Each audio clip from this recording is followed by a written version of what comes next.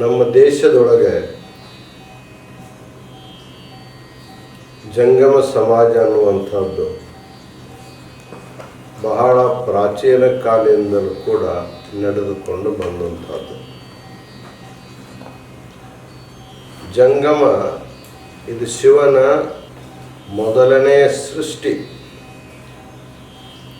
ಯಾವಾಗ ಶಿವನು ಬ್ರಹ್ಮನಿಗೆ ಸೃಷ್ಟಿ ಮಾಡಲು ಆದೇಶ ಮಾಡ್ತಾನೆ,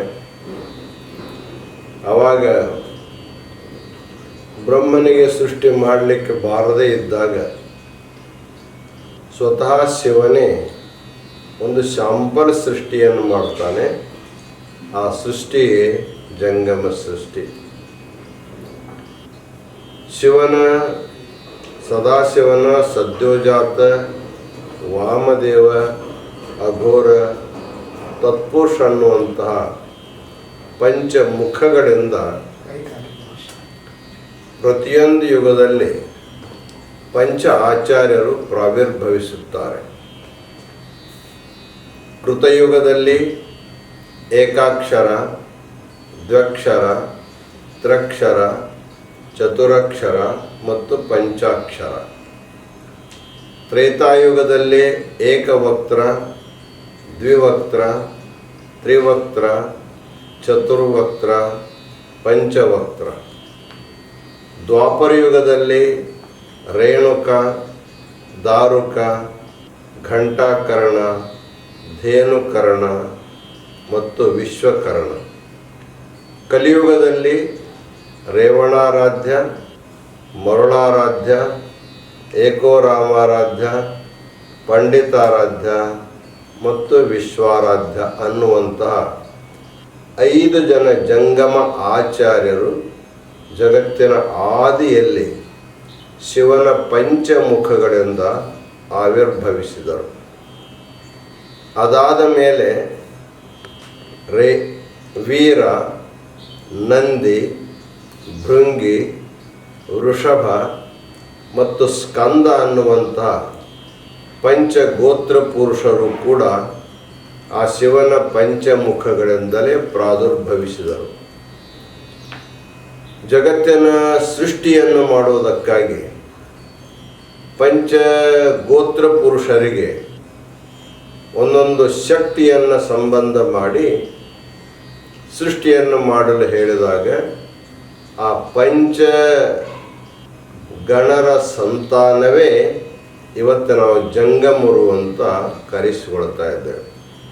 ಅಂತೆಯೇ ಪ್ರತಿಯೊಬ್ಬ ವೀರಶೈವರಿಗೆ ತಮ್ಮ ತಮ್ಮ ಗೋತ್ರ ಪುರುಷರ ಹೆಸರನ್ನು ಹೇಳುವಂಥ ಒಂದು ಪದ್ಧತಿ ಇದೆ. ಕೆಲವರು ವೀರಗೋತ್ರದ ಜಂಗಮರು, ಕೆಲವರು ನಂದಿ ಗೋತ್ರದ ಜಂಗಮರು, ಕೆಲವರು ವೃಷಭ ಗೋತ್ರದ ಜಂಗಮರು, ಕೆಲವರು ಭೃಂಗಿ ಗೋತ್ರದ ಜಂಗಮರು, ಕೆಲವರು ಸ್ಕಂದ ಗೋತ್ರದ ಜಂಗಮರು. ಹೀಗೆ ಜಗತ್ತಿನ ಆದಿ ಸೃಷ್ಟಿಯಲ್ಲಿ ಬಂದವರೇ ಜಂಗಮರು. ಜಂಗಮ ಅನ್ನುವಂಥ ಶಬ್ದಕ್ಕೆ ಶ್ರೀ ಸಿದ್ಧಾಂತ ಶಿಖಾಮಣಿಯಲ್ಲಿ ಬಹಳ ಸುಂದರವಾದ ಅರ್ಥವನ್ನು ಹೇಳಿದ್ದಾರೆ. ಜಾನಂತ್ಯತಿಶಯಾದ್ಯೇತು ಶಿವಂ ವಿಶ್ವಪ್ರಕಾಶಕಂ ಸ್ವಸ್ವರೂಪತಯಾ ತೇತು ಜಂಗಮ ಇತಿ ಕೀರ್ತಿತಾಃ. ಜಂಗಮ ಅನ್ನುವಂಥ ಶಬ್ದಕ್ಕೆ ಏನು ಅರ್ಥ ಅಂತ ಕೇಳಿದರೆ, ಜಗತ್ತನ್ನೇ ಬೆಳಗುವಂಥ ಶಿವನನ್ನು ಯಾರು ತನ್ನ ಆತ್ಮರೂಪದಲ್ಲಿ ತಿಳಿದುಕೊಂಡು ಆ ಪರಶಿವನನ್ನು ಜಗತ್ತಿಗೆ ಬೋಧೆ ಮಾಡುವಂತಹ ಜ್ಞಾನಿ ಮಹಾಪುರುಷರಿಗೆ ಜಂಗಮ ಅಂತ ಕರೀತಾ ಇದ್ದಾರೆ. ಇಂತಹ ಜಂಗಮ ಸಂತಾನವು ಭಾರತ ದೇಶದ ಎಲ್ಲ ಪ್ರಾಂತಗಳಲ್ಲಿ ಅನಾದಿ ಕಾಲದಿಂದಲೂ ಕೂಡ ಬಂದಿದ್ದಾರೆ.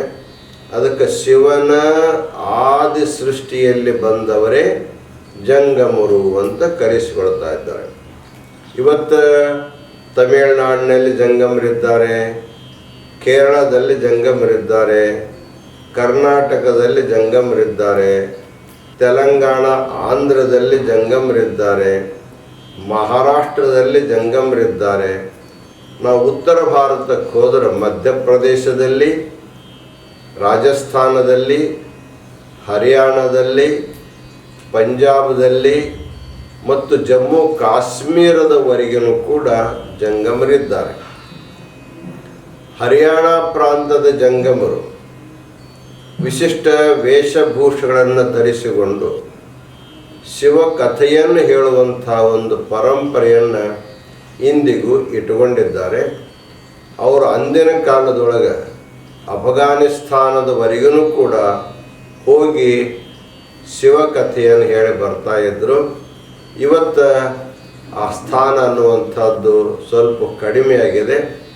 ಹೀಗೆ ಜಂಗಮೋ ಜಗದ್ಭರಿತಃ, ಜಂಗಮ ಇಲ್ಲದ ಪ್ರದೇಶನೇ ಇಲ್ಲ ಅನ್ನುವಂಥ ದೃಷ್ಟಿಯಲ್ಲಿ ಜಂಗಮ ಜಗತ್ತಿನ ತುಂಬೆಲ್ಲ ಇದ್ದಾನೆ. ಜಂಗಮ ಅಂದರೆ ವೀರಶೈವ ಧರ್ಮದ ಹಾರ್ಟ್, ಹೃದಯ ಇದ್ದಂಗೆ. ಹೃದಯ ಇದ್ದರೆ ದೇಹದ ಎಲ್ಲ ಅವಯವಗಳು ಕೆಲಸ ಮಾಡ್ತಾ ಇದ್ದಾವೆ. ಹಾಗೆ ವೀರಶೈವ ಧರ್ಮದ ಎಲ್ಲ ಉಪಪಂಗಡಗಳ ಎಲ್ಲ ಧಾರ್ಮಿಕ ಕಾರ್ಯಕ್ರಮಗಳನ್ನು ಗರ್ಭಾಧಾನವನ್ನೇ ಮೊದಲು ಮಾಡಿಕೊಂಡು ಅಂತ್ಯೇಷ್ಟಿವರೆಗಿನ ಸುಮಾರು 16 ಪ್ರಕಾರದ ಎಲ್ಲ ಸಂಸ್ಕಾರಗಳನ್ನು ವಿಧಿವತ್ತಾಗಿ ಮಾಡುವಂಥ ವ್ಯಕ್ತಿಗೆ ನಾವು ಜಂಗಮ ಅಂತ ಕರ್ಕೊಂಬರ್ತಾ ಇದ್ದೇವೆ. ಇಂತಹ ಜಂಗಮ ಮಕ್ಕಳಿಗೆ ಧಾರ್ಮಿಕ ಪ್ರಶಿಕ್ಷಣವನ್ನು ಕೊಡುವುದಕ್ಕಾಗಿ ಕಾಶಿ ಮಹಾಪೀಠದಿಂದ ಎಲ್ಲ ಪ್ರಾಂತಗಳಲ್ಲಿ ನಾವು ಗುರುಕುಲಗಳನ್ನು ಪ್ರಾರಂಭ ಮಾಡಿದ್ದೇವೆ. ಕಾಶಿಯ ಜಂಗಮವಾಡಿ ಮಠ ಅಂದರೆ ಇಡೀ ವಿಶ್ವದ ಎಲ್ಲ ಜಂಗಮರಿಗೆ ಗುರುಸ್ಥಾನ, ಅದು ಜಗದ್ಗುರು ಸ್ಥಾನ.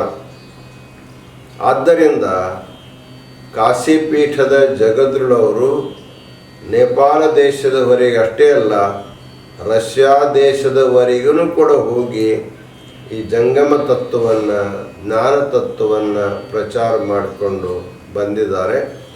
ಆ ದೃಷ್ಟಿಯೊಳಗೆ ಕಾಶಿಯ ಜಂಗಮವಾಡಿ ಮಠ ಇವತ್ತು ಅತ್ಯಂತ ಇತಿಹಾಸ ಪ್ರಸಿದ್ಧವಾಗಿರುವಂಥ ಮಠ.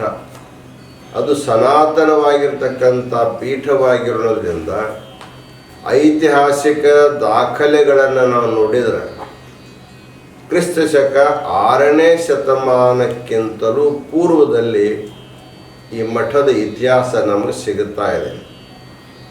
ಕಾಶಿಯ ಜಯನಂದ ದೇವ ಮಹಾರಾಜನು 6ನೇ ಶತಮಾನದಲ್ಲಿ ಕಾಶಿಯ ಜಂಗಮವಾಡಿ ಮಠಕ್ಕೆ ಭೂದಾನವನ್ನು ಕೊಟ್ಟಿರ್ತಕ್ಕಂಥ ದಾನಪತ್ರಗಳು ಇವತ್ತು ಜಂಗಮವಾಡಿ ಮಠದಲ್ಲಿ ಇದ್ದಾವೆ. ಸುಮಾರು 360 ಎಕರೆ ಜಮೀನನ್ನು ಕಾಶಿ ಜಯನಂದ ದೇವನು ಜಂಗಮವಾಡಿ ಮಠಕ್ಕೆ ದಾನವಾಗಿ ಮಾಡಿದ್ದನು. 1916ನೇ ಇಸ್ವಿಯಲ್ಲಿ ಮಹಾಮನ ಮದನ ಮೋಹನ ಮಾಲ್ವಿಯವರು ಕಾಶಿ ಕ್ಷೇತ್ರದಲ್ಲಿ ಕಾಶಿ ಹಿಂದೂ ವಿಶ್ವವಿದ್ಯಾಲಯವನ್ನು ಸ್ಥಾಪನೆ ಮಾಡಬೇಕಂದಾಗ ಕಾಶಿ ಜಂಗಮವಾಡಿ ಮಠದಿಂದ 100 ಎಕರೆ ಜಮೀನನ್ನು ನಾವು ದಾನವಾಗಿ ಕೊಟ್ಟಿರ್ತಕ್ಕಂಥ ಇತಿಹಾಸ ಇದೆ. ಜಂಗಮವಾಡಿ ಮಠ ಎಲ್ಲ ಪ್ರಾಂತಗಳಿಂದ ಬರ್ತಕ್ಕಂಥ ಸಂಸ್ಕೃತ ವೇದಾಧ್ಯಯನ ಮಾಡ್ತಕ್ಕಂಥ ವಿದ್ಯಾರ್ಥಿಗಳಿಗೆ ಅನ್ನ, ಆಶ್ರಯ, ವಿದ್ಯೆಯನ್ನು ಕೊಟ್ಟು ಅದನ್ನು ಕಲಿಸಿಕೊಂಡು ಬರ್ತಾ ಇದೆ. ಜೊತೆಗೆ ಎಲ್ಲ ಪ್ರಾಂತಗಳಿಂದ ಬರ್ತಕ್ಕಂಥ ಯಾತ್ರಾರ್ಥಿಗಳಿಗೆ ವಸತಿ ಮತ್ತು ಪ್ರಸಾದದ ವ್ಯವಸ್ಥೆಯನ್ನು ಕೂಡ ಮಾಡಿಕೊಂಡು ಬಂದಿರುವಂಥದ್ದು. ಹೀಗೆ ಸನಾತನ ಕಾಲದಿಂದ ಕಾಶಿ ಕ್ಷೇತ್ರದಲ್ಲಿ ಇರುವಂಥ ಸುಮಾರು ಸಾವಿರಾರು ಮಠಗಳಲ್ಲಿ ಮೊದಲನೇ ಮಠ, ಪ್ರಥಮ ಮಠ ಅಂದರೆ ಕಾಶಿ ವಿಶ್ವಾರಾಧ್ಯ ಜ್ಞಾನ ಸಿಂಹಾಸನದ ಜಂಗಮವಾಡಿ ಮಠವೇ ಅತ್ಯಂತ ಪ್ರಾಚೀನವಾಗಿರುವಂಥದ್ದು. ಜೊತೆಗೆ ಅಲ್ಲಿ ಅನೇಕ ಸಾಹಿತ್ಯ ಪ್ರಕಾಶನ ಕಾರ್ಯಗಳು ಕೂಡ ನಡ್ಕೊಂಡು ಬರ್ತಾ ಇದ್ದಾರೆ. ಇತ್ತೀಚೆಗೆ ಶಿವಾಗಮಗಳನ್ನು ಭಾರತೀಯ ವಿವಿಧ ಭಾಷೆಗಳಿಗೆ ಅನುವಾದ ಮಾಡುವುದರ ಮೂಲಕ ಅವುಗಳನ್ನು ನಾವು ಲೋಕ ಪ್ರಸಿದ್ಧಿಯನ್ನು ಮಾಡಿಕೊಂಡು ಬರ್ತಾ ಇದ್ದೇವೆ. ಜೊತೆಗೆ ವೀರಶೈವ ಧರ್ಮ ಗ್ರಂಥವಾಗಿರುವಂಥ ಶ್ರೀ ಸಿದ್ಧಾಂತ ಶಿಖಾಮಣಿಯನ್ನು ದೇಶ ವಿದೇಶಗಳ 19 ಭಾಷೆಗೆ ಅನುವಾದವನ್ನು ಮಾಡಿ 2020ನೇ ಇಸ್ವಿಯಲ್ಲಿ ನಮ್ಮ ದೇಶದ ಪ್ರಧಾನಮಂತ್ರಿಗಳಾದ ನರೇಂದ್ರ ಮೋದಿಯವರ ಕೈಯಿಂದ ಆ ಎಲ್ಲ ಗ್ರಂಥಗಳನ್ನು, ಡಿಜಿಟಲ್ ಗ್ರಂಥಗಳನ್ನು ಕೂಡ ನಾವು ಲೋಕಾರ್ಪಣೆಯನ್ನು ಮಾಡಿರುವಂಥದ್ದನ್ನು ನೀವೆಲ್ಲರೂ ನೋಡಿರುವಂಥವರಾಗಿದ್ದೀರಿ. ಹೀಗೆ ಕಾಶಿಯ ಜಂಗಮವಾಡಿ ಮಠ ಇಡೀ ಜಂಗಮ ಕುಲಕ್ಕೆ ಒಂದು ಗುರುಸ್ಥಾನದಲ್ಲಿರುವಂಥದ್ದು. ಅಂಥ ಗುರುಗಳು ಇವತ್ತು ತಮಿಳುನಾಡಿನಲ್ಲಿಯೂ ಕೂಡ ಜಂಗಮರನ್ನು ಜಾಗೃತಿ ಮಾಡುವುದಕ್ಕಾಗಿ, ವೀರಶೈವ ಧರ್ಮದ ತತ್ವಗಳನ್ನು ಪ್ರಚಾರ ಮಾಡುವುದಕ್ಕಾಗಿ ರಾಮೇಶ್ವರವನ್ನು ಕೇಂದ್ರ ಬಿಂದುವನ್ನಾಗಿ ಮಾಡಿಕೊಂಡು ನಾವು ಕಾರ್ಯವನ್ನು ಪ್ರಾರಂಭ ಮಾಡಿದ್ದೇವೆ. ಈಗಾಗಲೇ ರಾಮೇಶ್ವರದಲ್ಲಿ ಜಮೀನನ್ನು ಖರೀದಿ ಮಾಡಿ ಅಲ್ಲಿ ಒಂದು ಮಠ, ಒಂದು ದೇವಾಲಯ, ಒಂದು ವೇದ ಗುರುಕುಲ, ಜೊತೆಗೆ ಬರ್ತಕ್ಕಂಥ ಎಲ್ಲ ಪ್ರಾಂತಗಳ ಭಕ್ತಾದಿಗಳಿಗೆ ವಸತಿ ಮತ್ತು ಪ್ರಸಾದದ ವ್ಯವಸ್ಥೆಗಾಗಿ ಒಂದು ವಾಸ್ತು ನಿರ್ಮಾಣ ಮಾಡ್ತಕ್ಕಂಥ ಕಾರ್ಯ ಪ್ರಾರಂಭವಾಗಿದೆ. ಸುಮಾರು 12 ಕೋಟಿ ರೂಪಾಯಿಗಳ ವೆಚ್ಚದಲ್ಲಿ ಆ ಭವನ ನಿರ್ಮಾಣ ಆಗ್ತಾಯಿದೆ. ಈಗಾಗಲೇ ಎಲ್ಲ ಪ್ರಾಂತಗಳ ಭಕ್ತಾದಿಗಳು, ತಮಿಳುನಾಡಿನ ಭಕ್ತಾದಿಗಳು ಕೂಡ ತಮ್ಮ ಉದಾರವಾದ ಭಾವದಿಂದ ಅದಕ್ಕೆ ದೇಣಿಗೆಯನ್ನು ಕೊಡ್ತಾ ಬರ್ತಾ ಇದ್ದಾರೆ. ಇನ್ನು 1 ವರ್ಷದಲ್ಲಿ ರಾಮೇಶ್ವರದ ಜಂಗಮವಾಡಿ ಮಠ ನಿರ್ಮಾಣ ಆಗಿ ತಮಿಳುನಾಡಿನ ಎಲ್ಲ ಭಕ್ತಾದಿಗಳಿಗೆ ಒಂದು ಧರ್ಮ ಪ್ರಬೋಧನೆಯನ್ನು ಮಾಡ್ತಕ್ಕಂಥ ಕಾರ್ಯವನ್ನು ಪ್ರಾರಂಭ ಮಾಡ್ತಾ ಇದೆ ಅನ್ನುವಂಥ ಮಾತನ್ನು ನಾವು ಬಹಳ ಸಂತೋಷದಿಂದ ನಿಮಗೆಲ್ಲ ಹೇಳಿ ಬಯಸ್ತಾ ಇದ್ದೇವೆ.